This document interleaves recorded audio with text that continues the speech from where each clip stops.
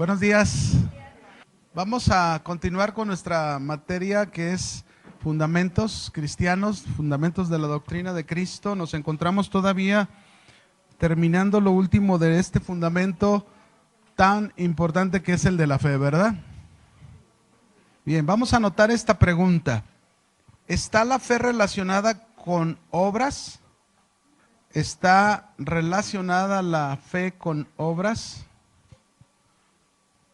Es importante hacer esta pregunta porque luego no falta quien le ponga de más o le quite, y la cosa es ver lo que la Biblia nos enseña, ¿no?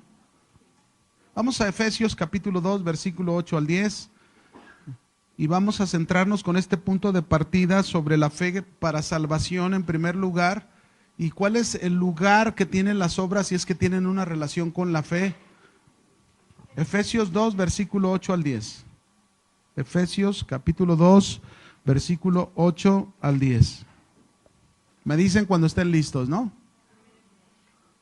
Algunos de seguro se fueron desde la noche, yo creo, ¿verdad? Porque pues hicieron velada ahora.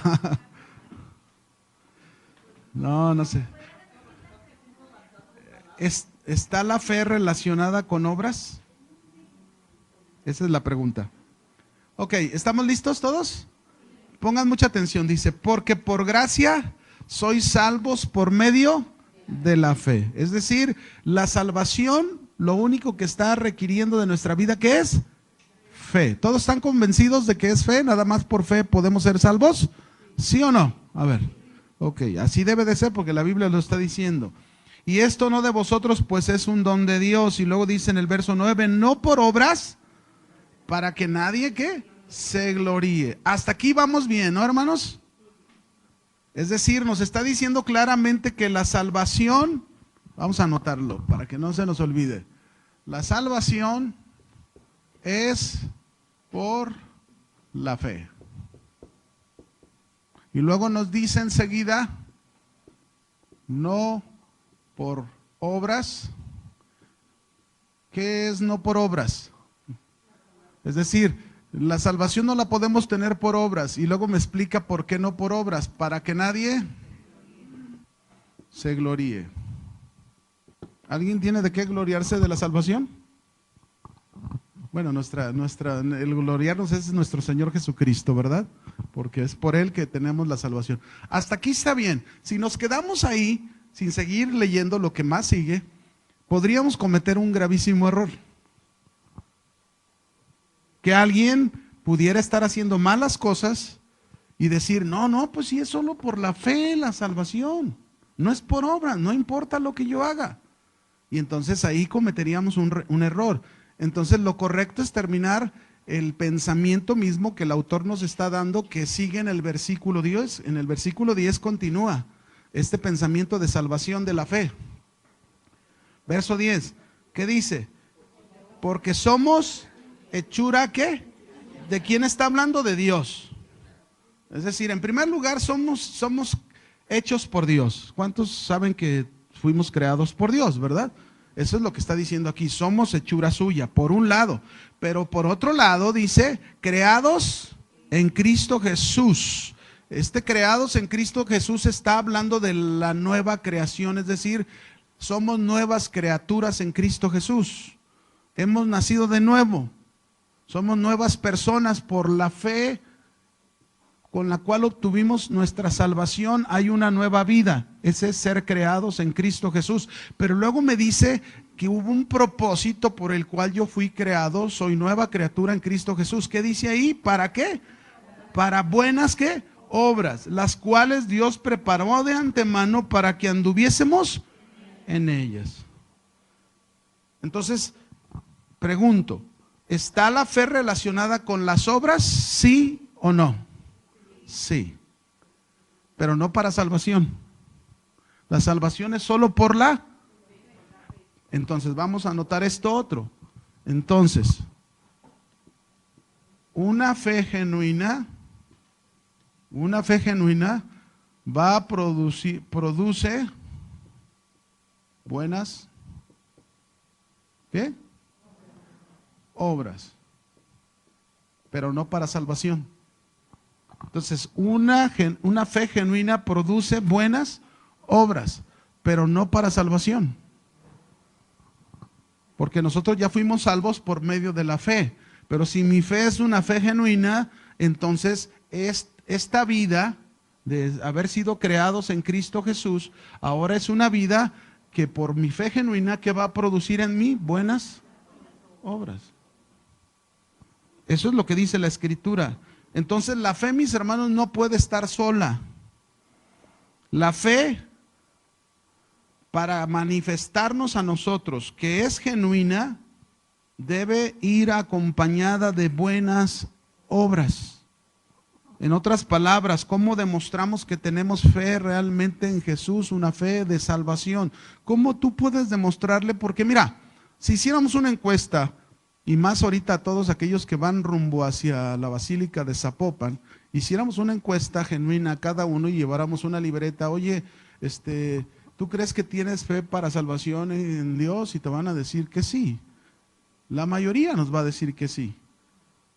Pero me pregunto, ¿esa fe realmente es genuina? Habría que conocer, porque ni aún un cristiano, ni aún los que vienen aquí a la iglesia puede decir que todos tienen una fe genuina. Nos hemos topado con tantas sorpresas. ¿Por qué? Porque también la Biblia advierte que dentro de una iglesia va a crecer el trigo junto con la cizaña. Y mi preocupación o la preocupación de cada uno de nosotros es que nunca seamos cizaña, siempre seamos trigo. ¿Cuál es la diferencia entre un trigo y una cizaña? Ambas se parecen, son parecidas, pero hay una diferencia. ¿Cuál es la diferencia? Que una tiene frutos que representan las buenas obras y la cizaña no tiene fruto ninguno. Uno es genuina y la otra no es genuina. Entonces, ¿qué importantes son las obras? Vamos a Santiago capítulo 2, versículo 14 al 16, que nos aclara mucho esto de la relación que tiene la fe con las obras, lo importante de la fe con las obras, ¿no? Muy importante. Santiago 2, capítulo 2, versículo 14 al 18. ¿Ya lo tenemos? Dice, hermanos míos, ¿de qué aprovechará si alguno dice, note cómo nos está, si alguno, ¿qué? Dice, esto es bien común. Hablar de decir es gente que profesa, ¿no? Yo creo en Dios, yo tengo confianza en Jesús. Dice, si alguno dice que tiene fe, pero no tiene ¿qué? Obras, ¿podrá la fe salvarle? Es la pregunta, ¿podrá esa fe salvarle? A ver. Si no es por obras la salvación, pero alguien dice que tiene fe, pero no tiene obras, ¿podrá esa fe salvarle? ¿Por qué? Porque su fe no es ¿qué? Genuina. Porque una fe genuina, ¿qué produce una fe genuina? Buenas obras. No es, y entiéndelo, no quiere decir que para salvarnos tenemos que hacer buenas obras. No, tú tienes que confiar en Dios, pero si realmente tu confianza en Dios es genuina, va a haber un nuevo nacimiento, y el nuevo nacimiento, fuimos creados en Cristo Jesús, te va a llevar, ¿para qué? Para buenas que tú produzcas. Imagínate, ¿verdad? Es como si cada padre de familia, tenemos hijos, y los hijos, pues queremos ver a hijos que tengan frutos nuestros, de mi esposa y del esposo, ¿o no? ¿O tú esperarías que tus hijos tengan frutos, por ejemplo, de tu vecino que vive enfrente? Pues no, ¿verdad? Y tú lo ves el vecino y, ay, yo no quisiera que mis hijos... bueno, entonces esperas que tus hijos tengan los frutos tuyos. Entonces esto es lo mismo. Si hemos nacido en Dios, imagínate qué espera Dios de sus hijos. ¿Qué espera Dios de sus hijos? Pues ver los frutos de que verdaderamente son hijos de Dios. ¿Sí? ¿Sí está claro? Entonces aquí dice, ¿podrá la fe salvarle? Pues no. Y luego pone un ejemplo. Si un hermano o una hermana están desnudos y tienen necesidad del mantenimiento de cada día, y alguno de ustedes les dice, vayan en paz, calentaos, saciaos, pero no le dan las cosas que son necesarias para el cuerpo, ¿de qué aprovecha? Este ejemplo no está diciendo, fíjense bien porque luego lo interpretamos mal.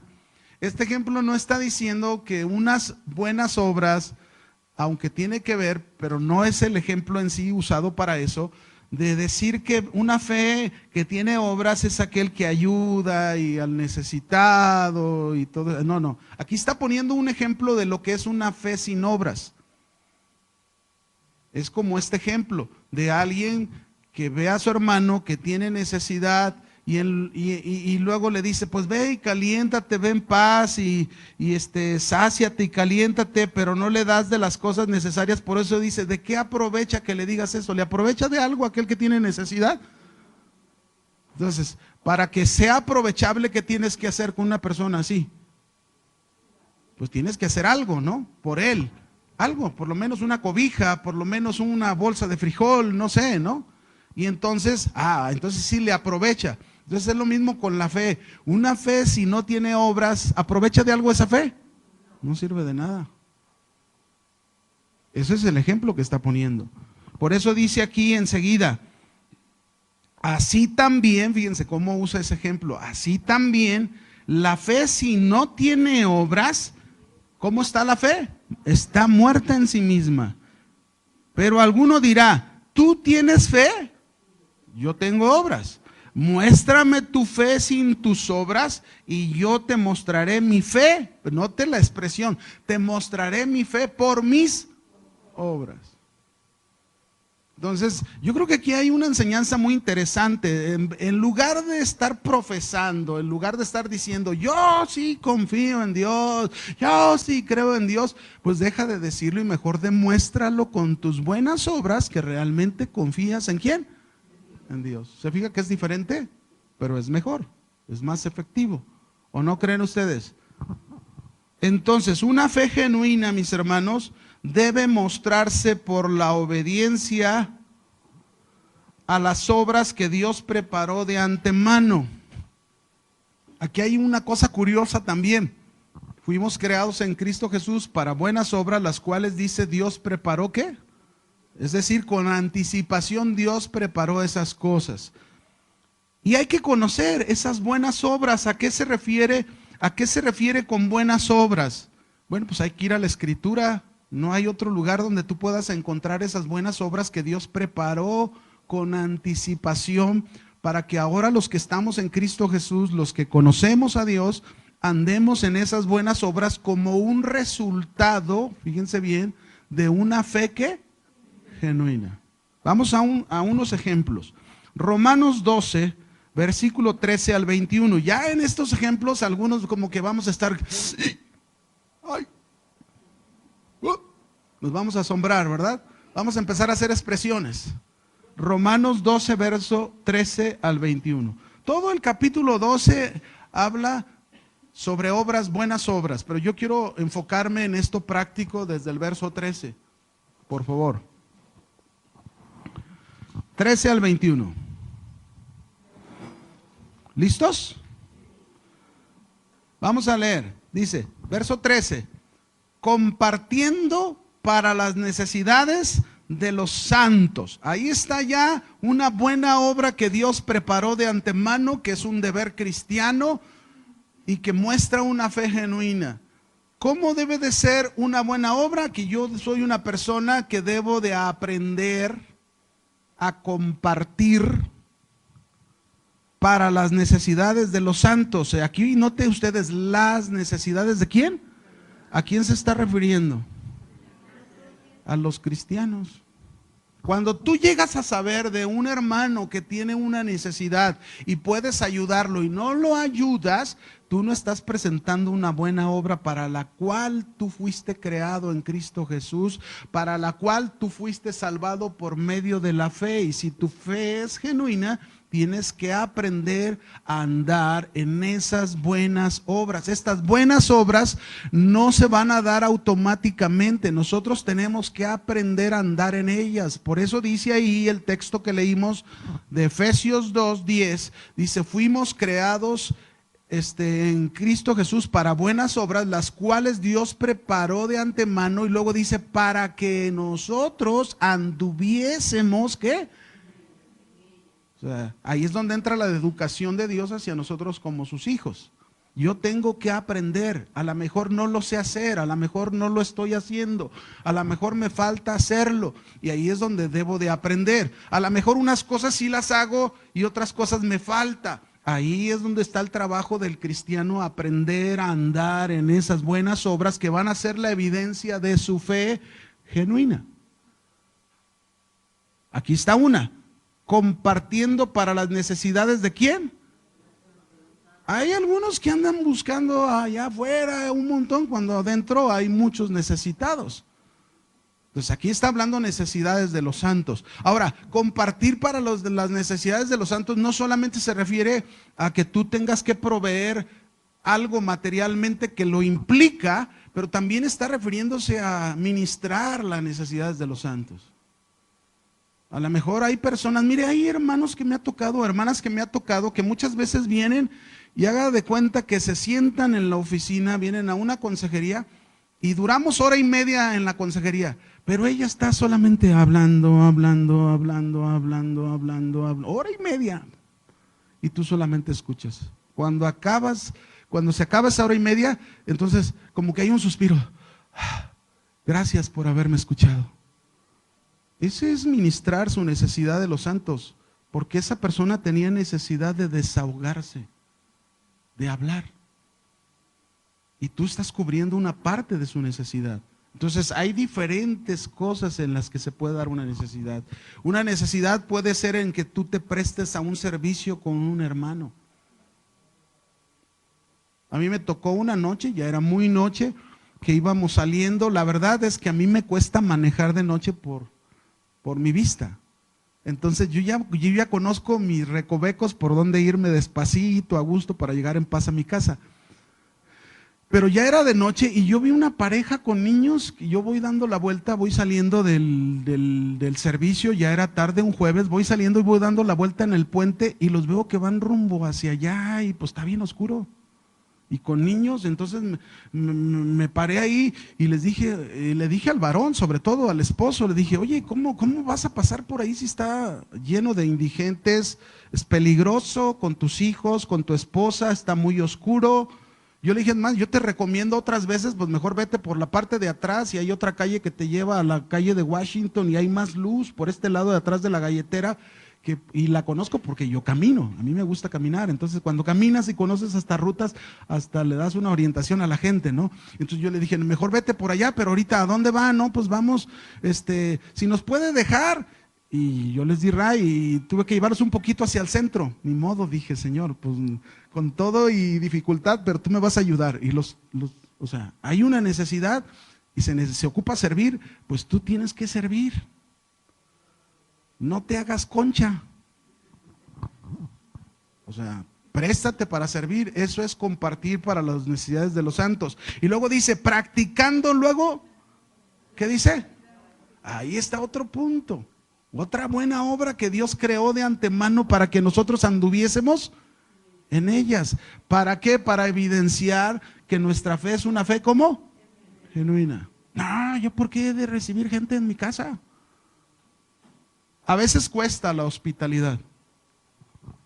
¿Por qué? Porque te tienes que negar, porque tienes que servir, porque tienes que dar, por miles de cosas, ¿no? Algunos hasta decimos, no, pero es que mi casa, pues todavía le falta una pintada y le falta una arreglada. Miren, hermanos, lo que importa es el corazón, la actitud con la que hacemos las cosas. ¿No lo creen? Si nos esperamos hasta tener todo para poder recibir a alguien, pues nunca lo vamos a hacer. Esa es la verdad. Pero tenemos que tener un corazón de hospitalidad. Siempre, siempre. Si hay algo que yo pude aprender de mi padre, la verdad es su hospitalidad. Mis respetos para mi papá en ese sentido. Jamás se quejaba, jamás renegaba. Muy diferente a mi mamá sí, pero mi papá nunca. Mi padre siempre dispuesto. Es más, ahora él vive en Tepic, mi madre murió, se volvió a casar. Y una vez alguien de aquí me dijo, oye, tengo que ir a trabajar a Tepic y no conoces a alguien. Y entonces yo le dije, pues ve con mi papá, háblale por teléfono. Y duró meses. Y cuando regresó me dijo, oye, qué tremendo, mi papá me trató como si fuera su hijo, tu papá me trató como si fuera su hijo. Es más, yo compré una motito y dice, y me dijo el hermano, dice, compré una motito y la verdad, como yo ya ni le iba a ocupar, le dije, bueno, don Chano, así le dicen a mi papá, ahí se la dejo. Y le dejó la moto, ¿no? Pero así debe de ser ese corazón de hospitalidad, que no nos pese hacerlo, porque algunos inclusive en esa hospitalidad dice la Biblia que a quienes van a recibir en su casa, hasta ángeles. Dice, bendecid a los que os persiguen. Aquí viene lo bueno de las buenas obras. Híjole, agárrense, ¿verdad? Porque este es sabroso. Bendice a los que te persiguen, bendecid, y luego dicen, ¿no qué? Ahí están las buenas obras. Repito, yo puedo tener fe para salvación, genuina. Puedo tener esa fe para salvación, pero esta fe para salvación, mis hermanos, esta fe genuina tiene que producir buenas obras. Tengo que aprender a andar en las buenas obras que Dios preparó de antemano para mostrar esa fe ¿qué? Genuina. Porque imagínate, ¿verdad? Que toda la vida no ayudes a las necesidades de los santos, no practiques la hospitalidad, no bendigas a los que te persiguen. Al contrario, en lugar de bendecirlos, los sigues maldiciendo. Y les caiga un rayo ahí donde están. Y la tierra se los consuma, ¿verdad? Y eres como Jacobo y como Juan, que el Señor Jesús les dijo, adelántense, era ya tarde, vamos a ir a Jerusalén, venían de otra ciudad, iban a pasar por una aldea de samaritanos, y mandó a Jacobo y a Juan, que les puso por apodo los hijos del trueno, ¿verdad? ¿Quién sabe por qué? Pero así les puso. Y entonces fueron a la aldea y llegaron casa por casa y ¿saben qué? Ninguno les dio hospedaje.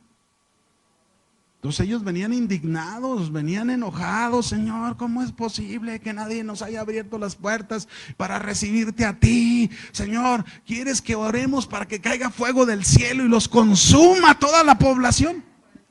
Fíjese qué tremendo. Algunos tienen una fe para salvación impresionante, pero ¿cómo oran que su vecino la tierra se lo coma? No, esa no es una buena obra. Esas no son las buenas obras que Dios preparó de antemano. Esas no son evidencias de un hijo de Dios. Un hijo de Dios tiene que aprender a presentar evidencias que ahí están en la Biblia. Estas son las evidencias en las que uno tiene que trabajar. Yo cuando comencé de cristiano es cierto que yo tenía enemigos, y muchos. Yo tenía personas que, híjole, cómo me daban ganas de agarrarlos del cuello y apretárselos con ganas. Pero Dios me empezó a enseñar que esa fe que yo había adquirido en Dios para mi salvación, no podía obrar de esa manera, porque esa era mi vida en el pasado, una vida centrada en la carne. Pero ahora mi vida estaba centrada en la vida espiritual de Dios. Y por lo tanto, la fe tiene que estar sustentada con buenas ¿qué? Obras. No maldigas. Y luego, gozaos con los que se gozan. Pues bueno, eso no es difícil, ¿verdad que no? ¿Verdad que no es difícil? A ver, no es difícil cuando el vecino que tienes a un lado, que es pagano, que no es cristiano, que es inconverso, y resulta que le está yendo mejor que a ti y ya estrenó su Mercedes del año y tú ni siquiera el bochito has podido cambiar. ¿Te gozas con él? ¿O estás, Señor, mira cómo yo decidí servirte y estar bien, y mira nomás, y a mí cómo me tienes, y a él? Sí, de verdad, sí estamos bien. Eso es gozarse, hermanos. O sea, gózate con el que se goza. Me da gusto, qué bueno que prosperes. Pero ojalá un día conozcas al Señor, para que tu prosperidad no te lleve a perderte. ¿No? Eso es lo bonito, gózate con ellos. Pero también dice, llora con los que ¿qué? Ahí también hay que aprender, mis hermanos. A veces, fíjate bien, Dios te va a poner la oportunidad, aunque el que tengas junto a ti no sea un creyente, puedas llorar con él. Yo tuve un compañero, y comparto este testimonio, en mi último trabajo secular antes de servir a Dios de tiempo completo. Yo trabajé en una arrendadora,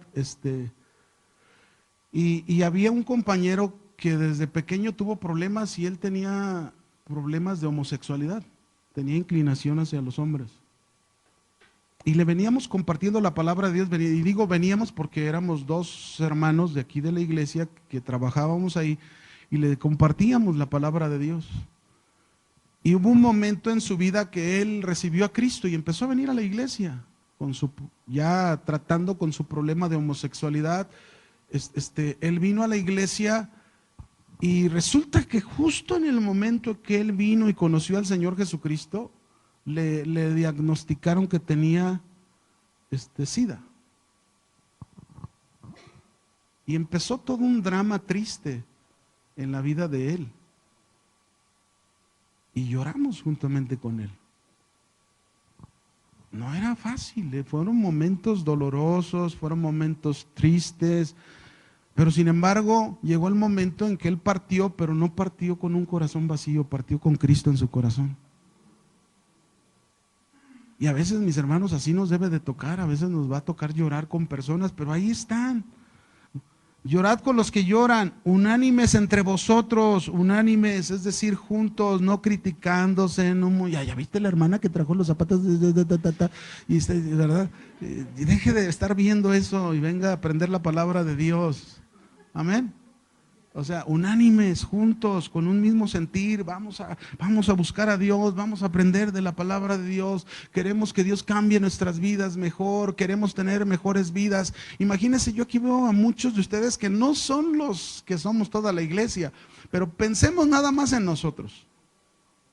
Cada uno vive en un lugar diferente, en una zona diferente, cada uno trabaja en cosas completamente distintas.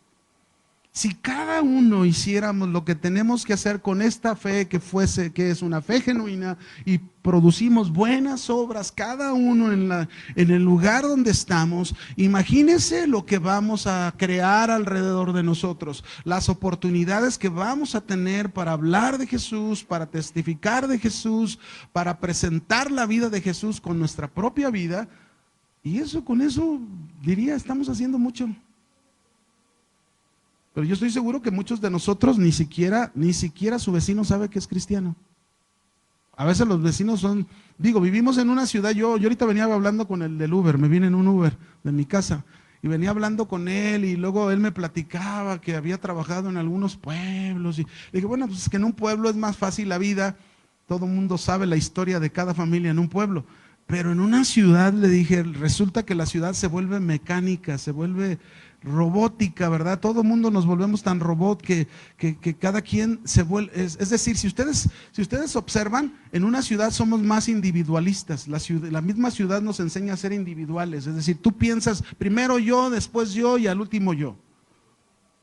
Le digo, y tan es así, tan claro es que, por ejemplo, yo donde vivo, tengo un vecino de lado y los vecinos son nuevos y los vecinos de lado, los nuevos, no se dejan. O sea, ¿en qué sentido no se dejan? No se dejan hacer amistad, no se dejan hacer relación. Y mire lo que tuvo que pasar para que abrieran un poquito su corazón. Les robaron, se les metieron a su casa y les vaciaron la casa. A un lado, con nosotros. Dios ha guardado la casa, porque ya se metieron ahí, ya se metieron acá, ya se metieron enfrente. Digo, algunos ángeles grandes han de ver aquí, seguro. Todo el mundo tiene nada que robarse, no se preocupe, aunque se metan. Pero sin embargo, bueno, a veces Dios usa las circunstancias y nosotros aprovechamos cada circunstancia. Pasó esto, pues bueno, ahí estamos tratando de hacer relación, pero a veces es bien difícil. ¿Sí o no? El vecino sale y a veces, buenos días, y bueno, les voy a barrer la calle, la otra, a ver si así saludan. Les barres la calle y nada, tampoco te saludan. Pues otra vez no me hace. Adrede lo haces. Y ustedes, nada, que les va a andar barriendo, ¿verdad? No, pero hermanos, en serio, tenemos que hacer cosas. Esas son las buenas obras, me explico. Yo me podría pasar toda la tarde aquí hablándote, porque son tantas buenas obras. Si tú quieres saber cuáles son esas buenas obras, estas son algunas. Déjame mostrarte otras. Por ejemplo, en Efesios capítulo 4, Efesios 4, versículo 25 en adelante. Vamos a ver desde el 25 al 32. Ya no me voy a detener porque si no se me va a ir el tiempo nada más en eso, aunque aprendemos en todos los detalles, ¿no? Pero estas son buenas obras. ¿Quieres saber cuáles son las buenas obras que Dios preparó de antemano y que tú y yo tenemos que aprender? Repito, tenemos que aprender a caminar, a conducirnos. Dice aquí, por lo cual, desechando la mentira, hablad verdad cada uno con su prójimo, porque somos miembros los unos. Aquí está una. Ya no podemos seguir mintiendo, ya no podemos seguir diciendo mentiras. Es que pastor, no pude venir el otro jueves, no pude estar aquí en la mañana, porque es que fíjese que se me enfermó mi abuelita y que no sé qué, y luego a la siguiente semana te lo encuentras. No, pastor, perdóneme que no fui ese jueves, lo que pasa es que tuve un compromiso en el trabajo. Oye, pues no, que tu abuelita estaba enferma y ahora me dices que un compromiso del trabajo. O sea, hay que cuidar esa parte. Nosotros no podemos ya estar envueltos en mentiras. Tenemos que hablar verdad entre nosotros. Y luego dice, airaos. Es decir, sí te puedes enojar, ¿eh? Ay, es que este señor me hace enojar cada mañana y cuando voy a ir al instituto, me hace enojar y me hace enojar. Y sí, te puedes enojar, pero no peques. Es decir, controla tu enojo. Ten dominio sobre tu enojo. No dejes que el sol ciegue tu vida a través del enojo. Es lo que dice, airaos, pero no pequéis. No se ponga el sol sobre vuestro enojo, ni le des lugar al diablo, porque luego, mis hermanos, le damos lugar al diablo, ¿verdad? O sea, te puedes enojar así como una olla, pero luego después, esa olla, hay que bajarle el fuego. Ese es control, le bajas y no dejas que, no pecas, es decir, no digas palabras que ofendan, no digas cosas que no debes decir, porque luego ya que te enojas y dices, ¿y por qué le dije? No quería decirle, ¿para qué le dije? Bueno, entonces aprendamos a andar en buenas, ¿qué? Obras. Sigue diciendo, el que robaba, no robe más, ya no agarres lo que no es tuyo. Ponte a trabajar, haciendo con sus manos lo que es bueno, para que tenga que compartir con el que padece necesidad. Ahí está otro punto bien interesante. Trabaja duro. El Señor te va a bendecir si trabajas duro, porque la Biblia dice muy claro que la mano diligente va a traer riqueza, pero la mano necia va a traer pobreza. Entonces, ¿qué significa eso? Que si tu mano es dada para trabajar y trabajas, mire, el que trabaja nunca le va a faltar nada en su casa. Nada. ¿Cuánto? Nada. Pero trabaja con tus manos, haz lo bueno. Pero también cuando trabajes, enséñate a compartir con el que tiene necesidad. No, porque a mí me costó hacer eso. Miren, hay algunos mis hermanos que les encanta la sopa de codos. Todos los días comen sopa de codos. Sí entendió la ilustración, ¿verdad? Pero hermanos, tenemos que aprender. Es verdad que nos esforzamos, es verdad que Dios nos bendice, que hay cosas que te han costado, pero esa no es la enseñanza de Jesús. La enseñanza de Jesús es que no tengamos un corazón egoísta. Así que no podemos nosotros aferrarnos, a mí me ha costado y como me ha costado, pues que le cueste a los demás. No, enséñate a compartir de lo que Dios te ha dado. Claro, sé sabio para compartirlo, tampoco te agarres dando porque sí, ¿no? Sé sabio, pídele a Dios dirección, pídele a Dios discernimiento, pídele a Dios sabiduría, dónde hay que sembrar, cómo hay que sembrar en buena tierra, hay que sembrar en quien realmente tiene necesidad, hay que saberlo hacer, pero hay que trabajar y compartir. Ese es el corazón de Jesús. Porque Él vino a servir y a dar su vida por todos. Eso es lo mismo que nosotros tenemos que aprender a hacer. De lo contrario, ¿sabe qué? Siempre vamos a ser egoístas y cuando lleguemos al cielo, no quiere decir que no tengamos salvación. Tenemos salvación, pero a lo mejor vamos a tener pérdidas. Y Jesús, oye, ¿qué onda? Yo no te enseñé que fueras egoísta. Tenías 4 carros y aquel pobre no tenía. ¿Y ve? ¿Cuándo compartiste algo? O tenías cómo compartir, ayudar a alguien, aunque sea un pastelito, ¿no? Y no lo hiciste. En fin, hermanos, ahí está, ¿no? Trabaje. Ninguna palabra corrompida salga ¿de dónde? Algunos, cómo nos encanta hablar, ¿verdad? Y a veces dice la Biblia que en las muchas palabras no falta, ¿qué? El pecado. En las muchas, ¿qué? Palabras. ¡Ey, bájale! Aprende a escuchar. Bájale al hablar y deja que también la otra persona, porque a veces hablas tanto que luego en ese hablar, luego empiezas a decir palabras que afectan, que dañan. Hay que cuidar nuestra boca. Acuérdense, no quiere decir, fíjense bien lo que les estoy diciendo. No estamos hablando de obras para, ¿qué? Salvación. Estamos hablando de una fe genuina que debe producir. ¿Qué debe producir? Porque si esta fe genuina no produce buenas obras, entonces va a ser una fe que dijimos muerta. Un árbol sin fruto. ¿Para qué sirve un árbol sin fruto? Pues para dar sombra nomás, ¿no? Y a veces ni para dar sombra. Entonces, y luego dice aquí que lo que habla de tu boca sea para la buena y necesaria, ¿qué? Edificación. Y luego, quítense de vosotros toda, ¿cuánta? Toda amargura. Esto también es bien común en los hermanos, la amargura. Algunos dicen, no, yo no me involucro tanto en la iglesia porque es que algo pasa al involucrarse uno tanto en la iglesia y empezar a servir. Y luego después no falta que tengas problemas con una hermana, con un hermano y luego al rato ya andas todo amargado. Y por eso yo ni me involucro, yo de lejos mejor. Y verdad, y están como en la plaza de toros, ven los toros de lejos. Pero no es correcto eso tampoco, hermanos. Les voy a decir por qué.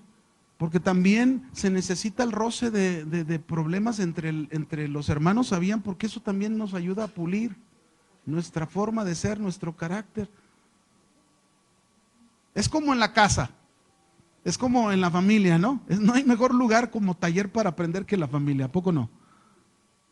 Porque ahí te das cuenta de muchas cosas que te faltan, que fallas, que te equivocas, que ya le dijiste algo que no le tenías que decir al hijo, que ya hablaste algo que no tenías que hablar con la esposa, con el esposo, que no hiciste esto en este detalle, no fuiste detallista, fuiste áspero, y entonces te das cuenta de muchas cosas y ese es un taller, mira.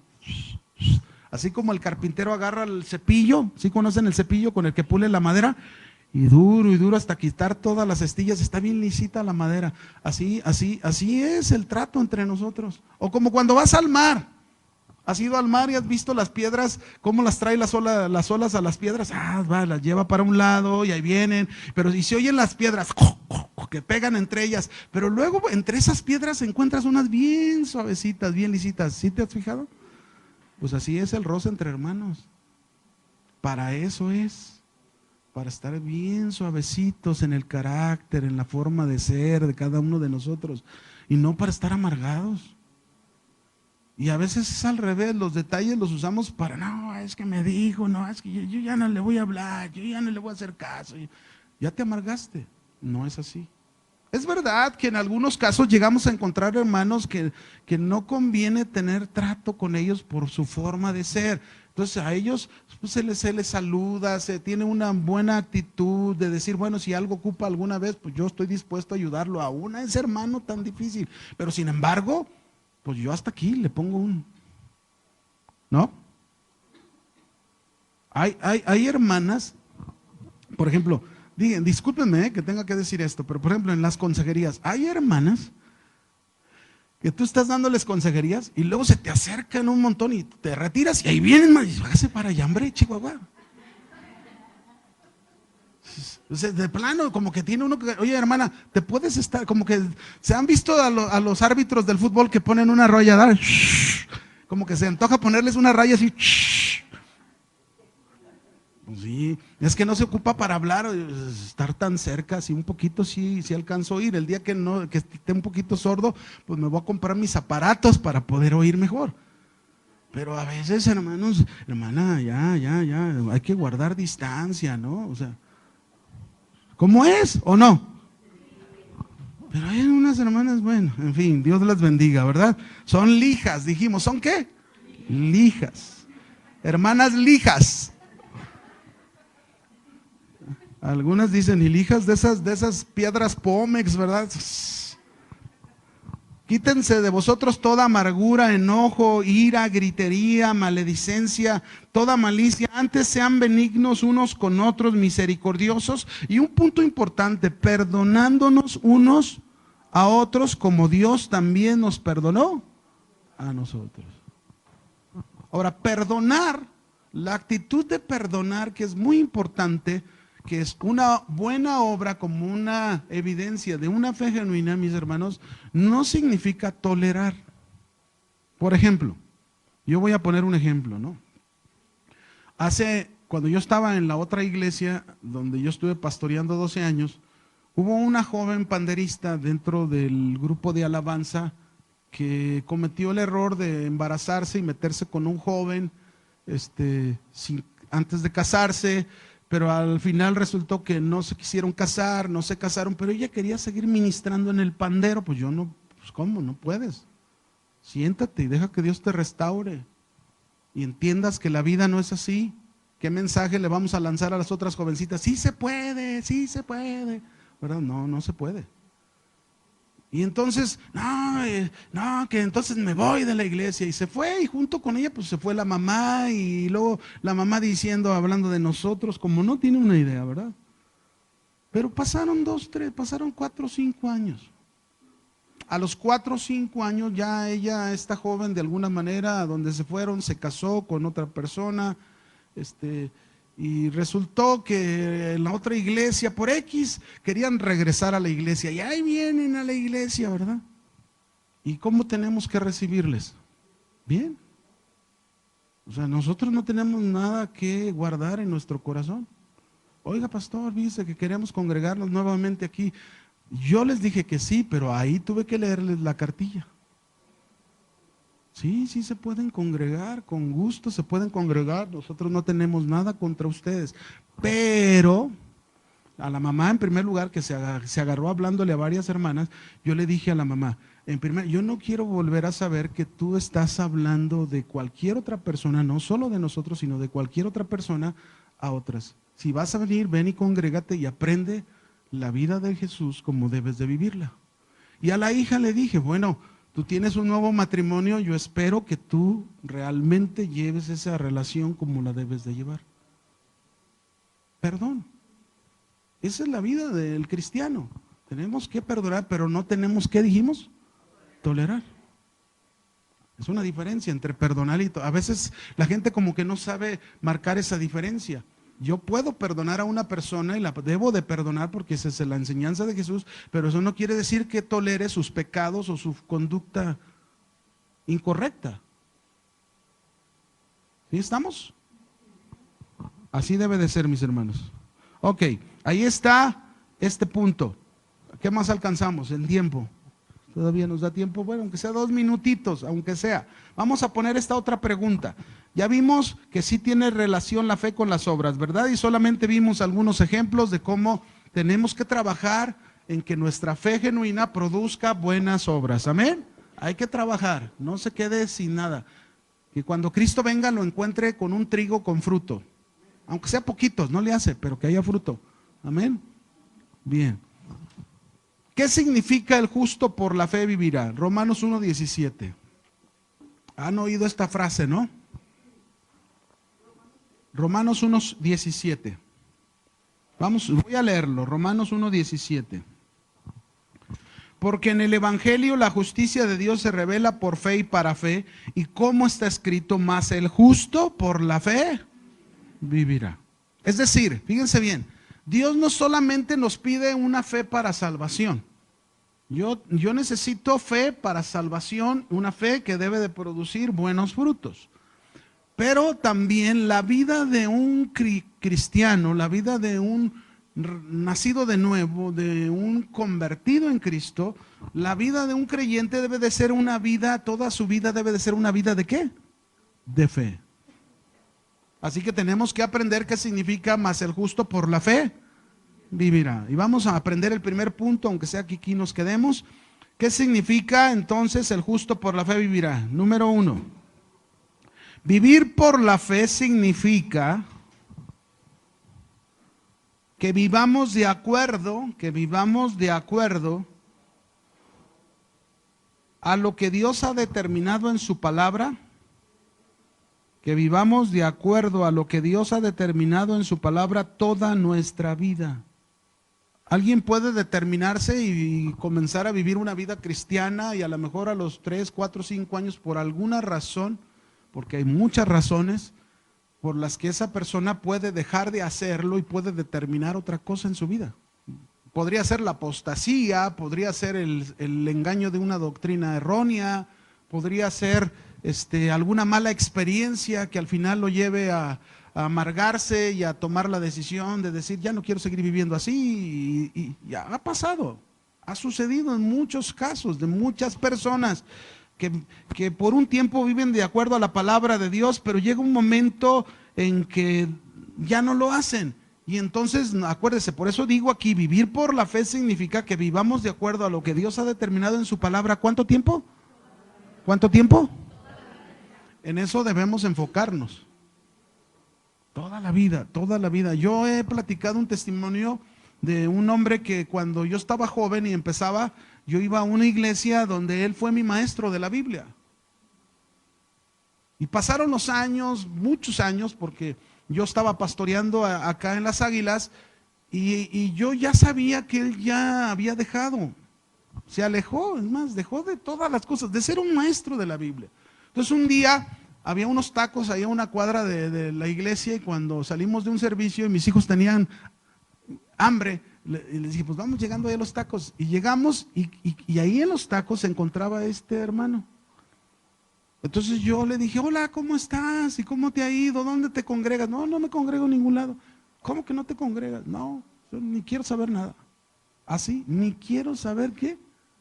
Yo dije, ¿cómo? Si tú me enseñaste de la Biblia. Yo me acuerdo de algunos temas que tú me enseñaste, tú me hablaste de persistir hasta el final en Cristo. ¿Y cómo tú me estás diciendo ahora que no quieres nada? O sea, así hay personas, así hay gente. Yo espero que no me pase a mí eso contigo, ¿verdad? Nunca. Digo, así es, ¿me explico? El hecho de que cada uno de nosotros tenemos que vivir por la fe de acuerdo a la palabra de Dios, pero toda nuestra vida, toda. Nunca acabamos, mis hermanos. Vivir por la fe de acuerdo a las Escrituras, toda la vida Dios nos va a estar enseñando cosas, Dios nos va a estar tratando nuestro corazón, nuestra vida, un pensamiento, un mal deseo, una mala palabra X, Dios siempre va a estar ahí. Por eso el vivir por la fe es toda la vida de acuerdo a las Escrituras, hasta el final, hasta que el Señor venga por ti o te lleve con Él. Amén. Así debe de ser. Bueno, vamos a detenernos aquí por el tiempo. Que Dios les bendiga, cuídense mucho